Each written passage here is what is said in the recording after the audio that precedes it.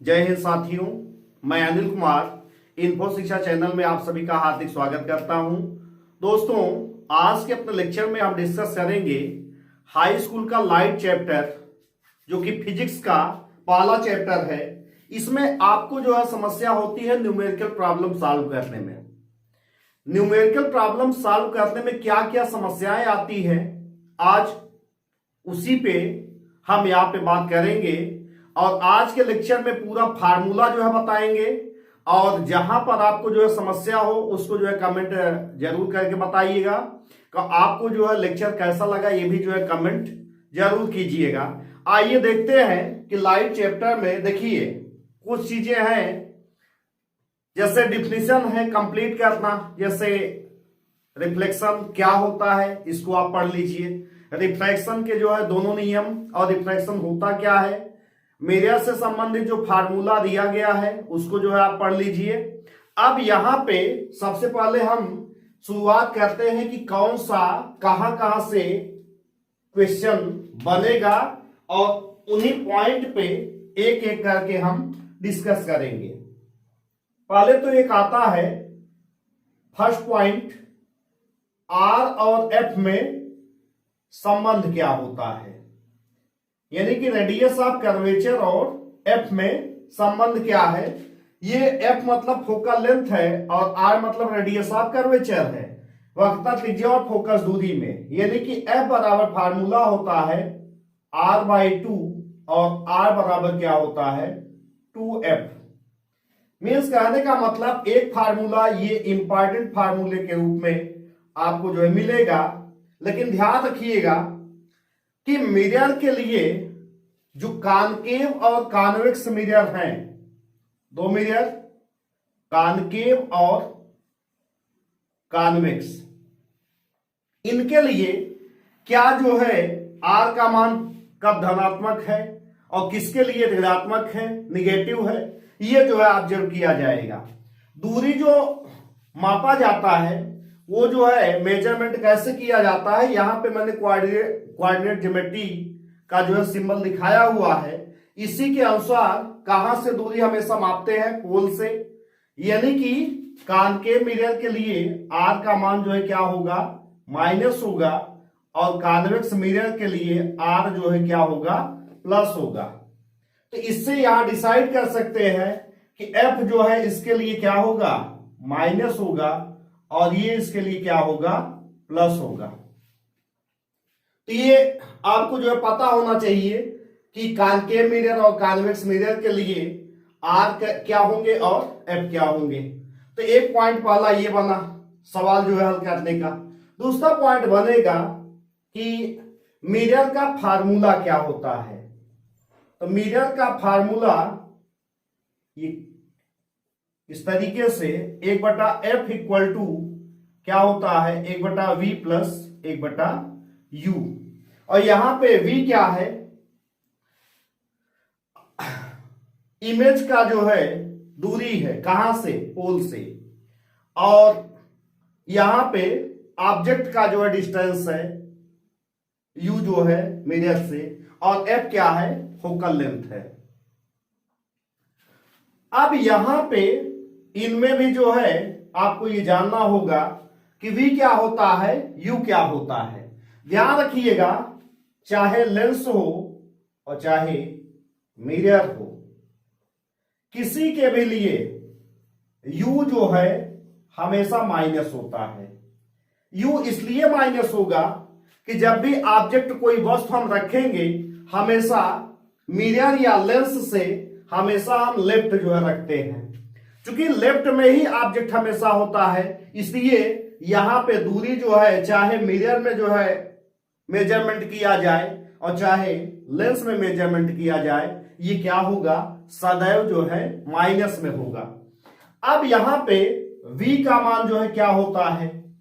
अब अगर image formation आप पढ़ेंगे तो इमेज फॉर्मेशन में मिरर के द्वारा जो इमेज फॉर्मेशन बनता है, हमें अगर कॉनकेव मिरर के द्वारा इमेज बन रहा है तो v का मान लगभग सारे केस में जो है क्या बनेगा निगेटिव होगा। लेकिन एक केस ऐसा आता है जिसमें v प्लस होता है। ये केस कौन सा होता है? जब V कॉनकेव मिरर के लिए प्लस होता है। तो ध्यान रखिएगा, अगर ऑब्जेक्ट कहां पे हो, फोकस और पोल के बीच में हो, तो यही केस एक जो है बनता है प्लस का। आइडर जो है सारे के सारे केसेस में जो है V का मान क्या होता है? निगेटिव होता है। अब सेम तरीके से अगर कॉन्वेक्स मिरर की बात करेंगे तो कॉन्वेक्स मिरर में दो ही सिचुएशन बनते हैं और V का मान ऑलवेज जो है क्या होता है? पॉजिटिव होता है, IVE। तो मिरर के केस में V के बारे में आप जान गए और फोकल लेंथ के बारे में आपने जान लिया पॉजिटिव होगा कि निगेटिव होगा, और रेडियस ऑफ कर्वेचर आपने जान लिया पॉजिटिव होगा कि निगेटिव होगा, और U और V के बारे में V कॉन्वेक्स मिरर के लिए हमेशा क्या होगा? पॉजिटिव होगा। लेकिन अगर कॉनकेव मिरर है तो निगेटिव और पॉजिटिव दोनों बनेंगे। सारे केसेस में निगेटिव V बनेगा और V जो है एक केस में जो है क्या होगा? पॉजिटिव बनेगा। तो यहां लेंस का फार्मूला आपने ये देख लिया। तो कितने फार्मूले अब इंपॉर्टेंट में सवाल लगाने के लिए हो गए? एक तो R बराबर 2F और F बराबर R/2। और यहां पे ध्यान रखिए, एक जो है मैग्निफिकेशन का फार्मूला है M बराबर -V/U और H'/H, यानी कि H' क्या है? Height of image upon height of object. तो कभी भी मिरर के द्वारा अगर इमेज फॉर्मेशन हो रहा है, मान लीजिए ये ऑब्जेक्ट है और यहां पे इमेज बन गया, तो जब ये देखा जाएगा तो डिस्टेंस इसमें भी ऐसे प्लस और माइनस जो है होता है। तो यहाँ पे हाइट ये जो है पॉजिटिव होती है, ये हाइट निगेटिव में लिया जाता है। तो यहाँ H' क्या है? हाइट ऑफ इमेज है, और H क्या है? हाइट ऑफ ऑब्जेक्ट है। तो मैग्निफिकेशन और मिरर का फार्मूले के बाद अब आपको जो है जानना है लेंस का जो फार्मूला है। तो लेंस के लिए 1/f बराबर 1/v माइनस 1/u, और इसके लिए मैग्निफिकेशन के लिए क्या बनेगा? m बराबर v/u बराबर H'/H। तो अब यहां पे अब लेंस में भी ऐसे होता है कि क्या जो है पॉजिटिव होगा। मैंने बता दिया कि जो चीज यहां आपने पढ़ा मिरर के लिए, अगर F किसके लिए प्लस होगा, ये कॉन्वेक्स मिरर के लिए। तो ध्यान रखिएगा, ये जो है कॉनकेव लेंस के लिए भी सेम जो मेन फोकल लेंथ होगा वो मिरर के लिए और लेंस के लिए पॉजिटिव होगा। और यहां पे माइनस किसके लिए होगा? माइनस जो है कॉनकेव मिरर और कॉन्वेक्स ये कॉनकेव लेंस, दोनों के लिए F जो है निगेटिव होगा। और U हमने बता दिया कि U जो है क्या होगा? सदैव जो है निगेटिव होगा लेंस के लिए। अब इमेज फॉर्मेशन अगर देखा जाए किसके द्वारा? कॉन्वेक्स के द्वारा, तो सारे के सारे केस में V क्या होगा? V जो है लगभग केस में पॉजिटिव होगा, लेकिन एक केस ऐसा आएगा जिसमें क्या होगा? निगेटिव होगा। और जब यही कॉनकेव लेंस होगा तो V का मान क्या बनेगा? निगेटिव बनेगा। तो अब यहां पे आपने साइन का निर्धारण करना जो है सीख लिया। ध्यान रखिएगा, जब भी आपको साइन का निर्धारण करना हो इसी तरीके से आप कीजिएगा। किसके द्वारा? हमेशा यहां पोल से, और इसमें कहां से? ऑप्टिकल सेंटर से जो है देखा जाएगा, ऑप्टिकल सेंटर O से। तो अब ये चीज जानने के बाद आप क्वेश्चन को आसानी से हल कर सकते हैं। क्योंकि अगर माइनस आपको जो है निकालना, ये U क्या होगा? पॉजिटिव होगा कि निगेटिव होगा? V क्या होगा? पॉजिटिव होगा कि निगेटिव होगा? F जो है पॉजिटिव है कि निगेटिव है? अगर ये चीज नहीं आएगा तो आप न्यूमेरिकल प्रॉब्लम को सॉल्व नहीं कर सकते हैं। तो आइए एक चीज और हम जानते हैं कि कई बार क्वेश्चन में इमेज पूछ लेता है कि कैसा होगा, ऑब्जेक्ट से बड़ा होगा कि ऑब्जेक्ट से छोटा होगा कि ऑब्जेक्ट के बराबर होगा कि रियल होगा कि इन्वर्टेड होगा, किस तरीके का आप ये इमेज बनेगा। इसमें जब पूछता है तो यहां पे m बराबर अगर ये क्या आए,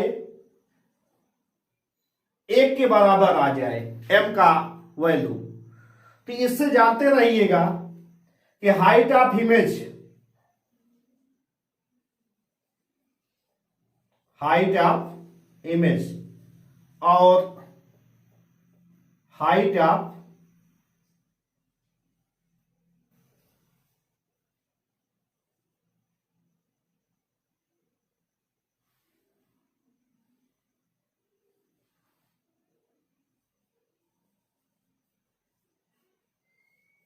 ऑब्जेक्ट, हाइट ऑफ इमेज और हाइट ऑफ ऑब्जेक्ट दोनों क्या होंगे, इक्वल होंगे। लेकिन अगर m का मान 1 से बड़ा हो जाए तो आप यहां से यह निर्धारण करेंगे कि इमेज का जो हाइट है वो ऑब्जेक्ट के हाइट से ज्यादा होगा, और अगर m का मान 1 से कम हो जाए यानी कि इमेज जो है ऑब्जेक्ट से छोटा होगा। तो इससे क्या जो है इमेज और ऑब्जेक्ट में संबंध होगा, ये जो है पता चलेगा। और पॉजिटिव और निगेटिव वैल्यू क्या शो करते हैं कि पॉजिटिव और निगेटिव, पॉजिटिव है तो यानी कि ये वर्चुअल इमेज मतलब इरेक्ट जो है बनेगा, और इससे क्या निगेटिव क्या शो करता है, इन्वर्टेड।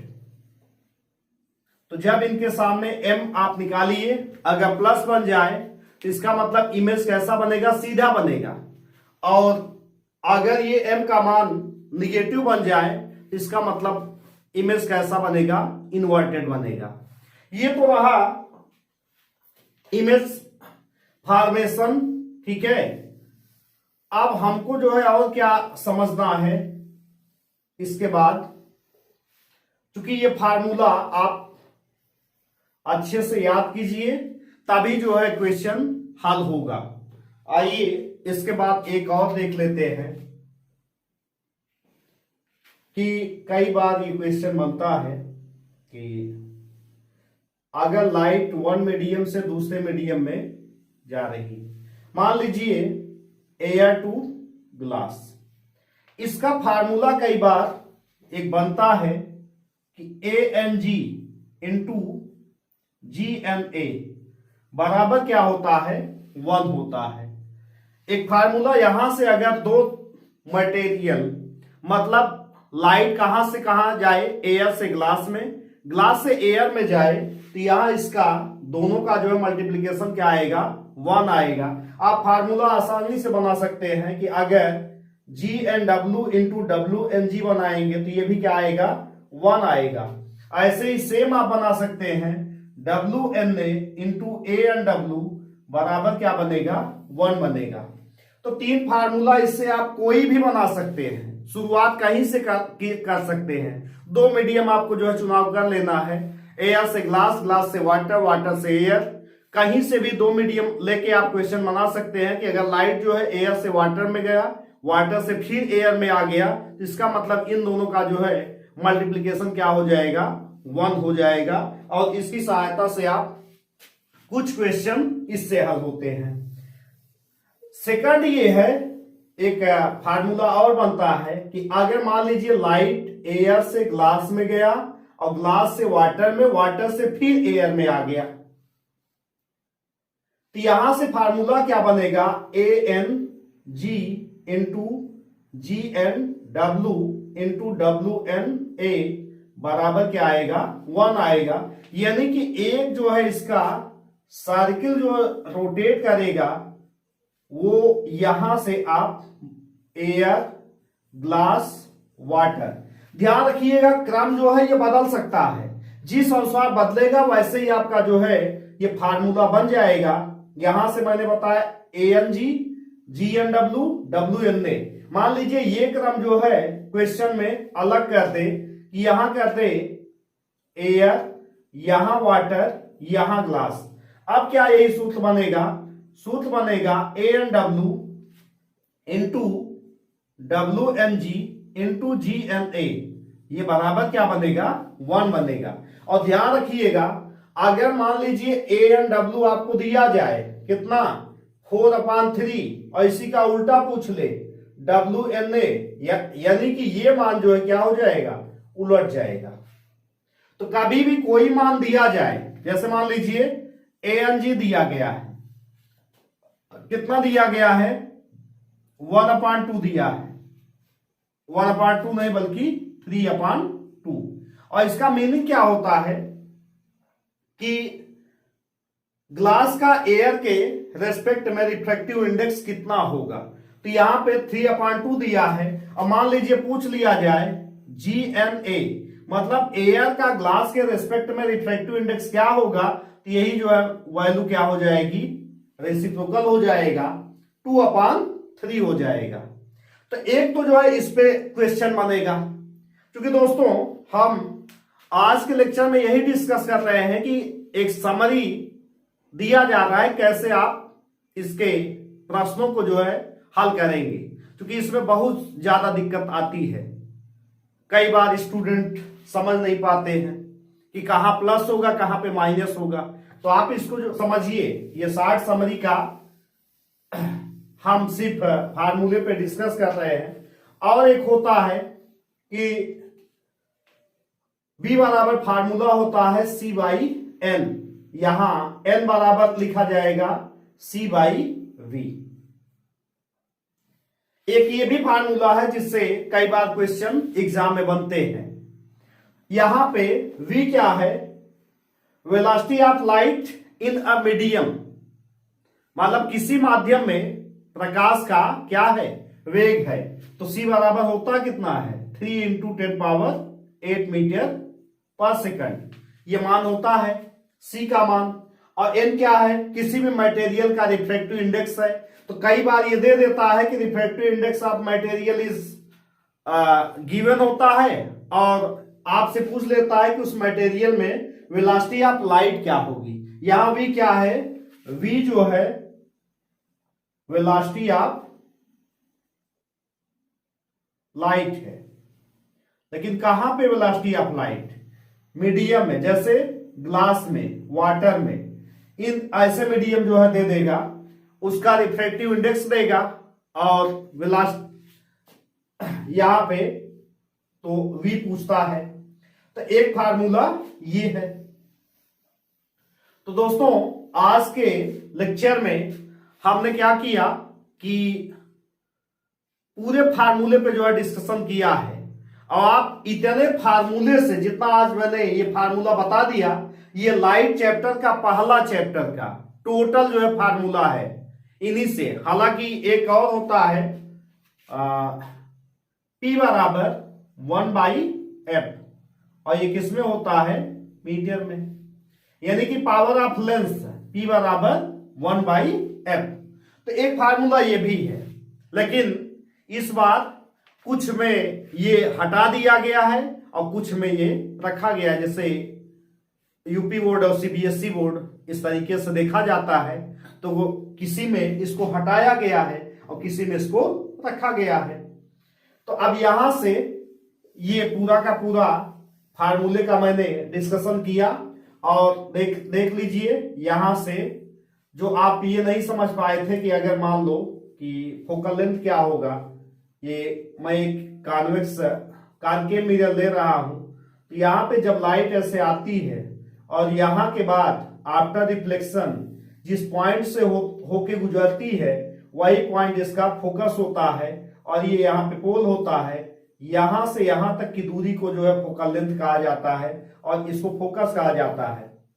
दूरी का निर्धारण करेंगे तो यहां से अगर इधर देखेंगे तो इसको जो है मूल बिंदु मान लिया जाएगा O, और यहां से डिस्टेंस किधर पड़ेगा, निगेटिव साइड में, इसीलिए ए बराबर क्या होता है, माइनस होता है। और रेडियस ऑफ कर्वेचर, जहां से ये पूरा का पूरा गोले का जो है सेंटर होता है सी, यहां से यहां तक का जो पार्ट होता है ये आर कहलाता है। आर भी यहां पे निगेटिव होगा। तो इस तरीके से दोस्तों आज के लेक्चर में हमने फार्मूले पे सिर्फ डिस्कशन किया है। आप सवाल इसके आधार पे लगाइएगा, जहां दिक्कत हो आप जो है कमेंट बॉक्स में जरूर कीजिए कि क्या दिक्कत इसमें आई है, या जो सवाल आपको एनसीईआरटी से लगाने में दिक्कत हो रही है उसको आप कमेंट कीजिए। उस सवाल का डिस्कशन हम अपने लेक्चर में करेंगे।